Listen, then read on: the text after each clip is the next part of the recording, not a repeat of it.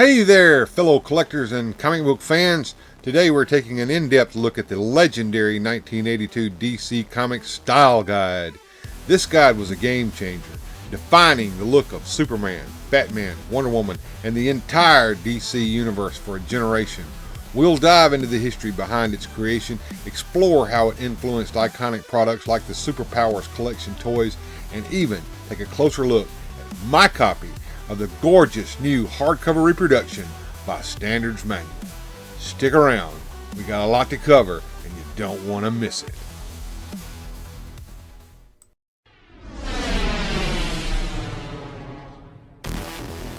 So, what exactly is the 1982 DC Comics Style Guide? To understand that, we need to rewind to the early 80s. DC Comics was competing with Marvel in a big way, and the rise of licensed merchandise meant their heroes needed a consistent look across toys, lunchboxes, pajamas, and even Saturday morning cartoons. Enter Jose Luis Garcia Lopez, a master artist whose work became the definitive standard for DC's characters. The style guide he helped create was essentially a Bible for licensees. It included detailed character sheets, poses, color guides, and personality profiles for heroes, villains, and supporting characters. It was all about consistency. Whether it was Superman's iconic S-curl or Wonder Woman's golden lasso, everything had to look like it came straight out of the comics. The guide also ensured that the heroes' personalities and moral values shone through every product. Now, let's talk about how this guide helped shape the DC products we all know and love. First up, the Superpowers collection.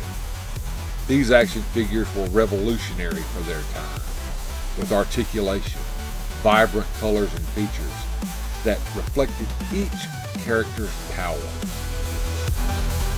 The designs for these toys came straight out of the style guide. Everything from Lex Luthor's power suit to Robin's green boots. Perfectly on brand. It's no wonder these figures are still sought after by collectors today. And who remembers the DC Comics role-playing game by Mayfair Games? This was another fantastic product that relied heavily on the style guide. The game's character sheets featured beautiful artwork that made it easy to imagine yourself stepping into the shoes of your favorite heroes.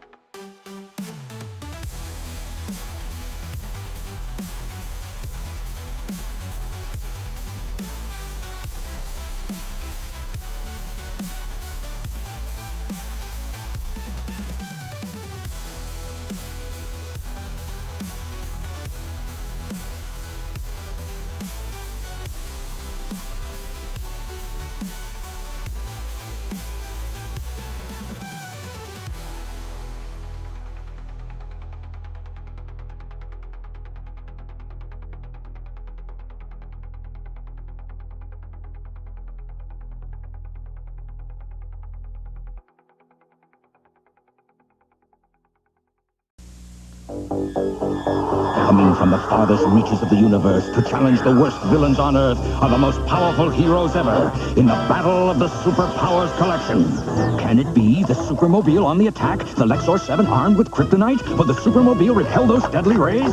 You bet. Ready for battle. Activate RAM. New from Kenner's Superpowers Collection. Vehicles and figures with power action, each sold separately. Flying lessons for Penguin, fish bait for Luther. Can the Supermobile defeat the Lexor 7? You decide. The influence of the style guide wasn't just limited to toys and games. You saw it everywhere, from school supplies like lunchboxes and notebooks to puzzles and posters and even pajamas. If you grew up in the 80s, chances are you had at least one product that was shaped by this guide. This consistency didn't just keep DC's characters looking great, it also helped solidify their cultural impact. These designs became what fans recognized and loved, creating a visual language that endures to this day. Now let's fast forward to today.